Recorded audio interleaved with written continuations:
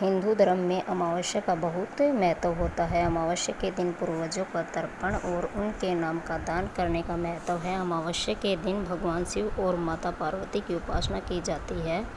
इस दिन अमावस्या व्रत कथा सुनने भी शुभ माना जाता है। तो आइए सुनते हैं अमावस्या व्रत कथा।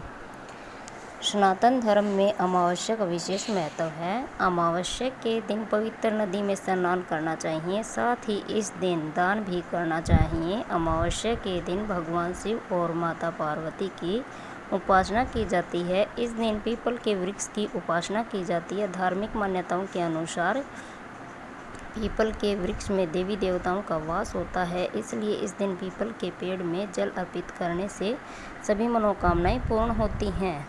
तो आइए कहते हैं अमावस्या व्रत कथा और इसके विशेष महत्व।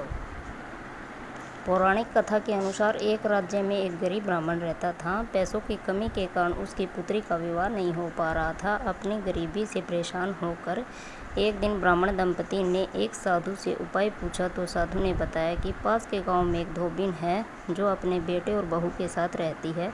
यदि आपकी बेटी उस धोबिन की सेवा करे तो धोबिन खुश होकर अपनी मांग का सिंदूर दे देगी, जिससे कन्या का विवाह तय हो जाएगा। यह सुनकर कन्या धोबिन के घर जाकर सारा काम करने लगी। इसका पता धोबिन व उसकी बहू को नहीं चल पाया।